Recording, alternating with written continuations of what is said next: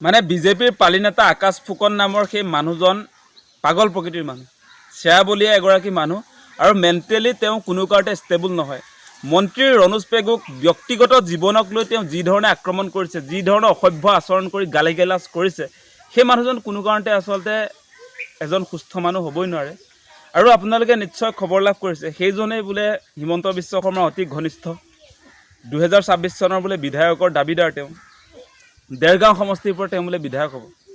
আজি জনপ্ৰতিনিধি হ'বলৈ খোজা এজন মানুহৰ মানসিকতা এনেকুৱা নেকি যে সমালোচনা কৰাৰ নামত তেওঁ ব্যক্তিগত কথা বতৰাক ৰাইজৰ সন্মুখত তেওঁ দাঙি ধৰিব? সেইটো কেনেকুৱা সমালোচনা?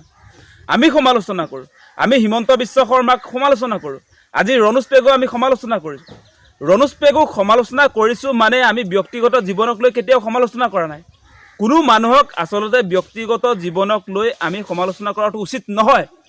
আজি বিজেপিৰ পালি নেতা আকাশ ফুকন নামৰ সেই মানুহজনে ৰণোজ পেগুক ব্যক্তিগত কথাক লৈ তেওঁ সমালোচনা কৰিছে।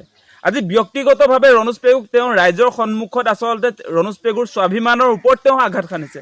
গতিকে সেই আকাশ ফুকন নামৰ মানুহজনে মিচিং জনগোষ্ঠীক টানি আনি মন্ত্ৰী ৰণোজ পেগুক যি ধৰণে সমালোচনা কৰিছে, সেই মানুহজন আচলতে নিকৃষ্ট মানসিকতাৰ মানুহ, সেই মানুহজন বদমাছ প্ৰকৃতিৰ মানুহ। গতিকে সেই মানুহজনক অতি শীঘ্ৰে গ্ৰেপ্তাৰ কৰিব লাগে। মানে বিজেপিৰ পালি নেতা আকাশ ফুকন নামৰ সেই মানুহজন পাগল প্ৰকৃতিৰ মানুহ, চেয়াবলীয়া এগৰাকী মানুহ আৰু মেণ্টেলি তেওঁ কোনো কাৰণতে ষ্টেবল নহয়।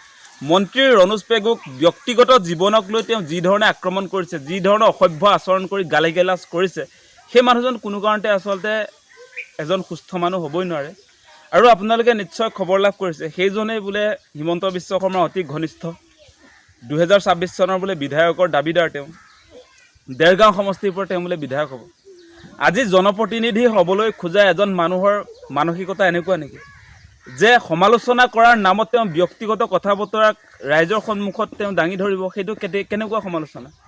আমি সমালোচনা কৰোঁ, আমি হিমন্ত বিশ্ব শৰ্মাক সমালোচনা কৰোঁ, আজি ৰণোজ পেগুক আমি সমালোচনা কৰিছোঁ। ৰণোজ পেগুক সমালোচনা কৰিছোঁ মানে আমি ব্যক্তিগত জীৱনক লৈ কেতিয়াও সমালোচনা কৰা নাই। কোনো মানুহক আচলতে ব্যক্তিগত জীৱনক লৈ আমি সমালোচনা কৰাটো উচিত নহয়। আজি বিজেপিৰ পালি নেতা আকাশ ফুকন নামৰ সেই মানুহজনে ৰণোজ পেগুক ব্যক্তিগত কথাক লৈ তেওঁ সমালোচনা কৰিছে। আজি ব্যক্তিগতভাৱে ৰণোজ পেগুক তেওঁ ৰাইজৰ সন্মুখত আচলতে ৰণোজ পেগুৰ স্বাভিমানৰ ওপৰত তেওঁ আঘাত সানিছে। গতিকে সেই আকাশ ফুকন নামৰ মানুহজনে মিচিং জনগোষ্ঠীক টানি আনি মন্ত্ৰী ৰণোজ পেগুক যি ধৰণে সমালোচনা কৰিছে, সেই মানুহজন আচলতে নিকৃষ্ট মানসিকতাৰ মানুহ, সেই মানুহজন বদমাছ প্ৰকৃতিৰ মানুহ। গতিকে সেই মানুহজনক অতি শীঘ্ৰে গ্ৰেপ্তাৰ কৰিব লাগে।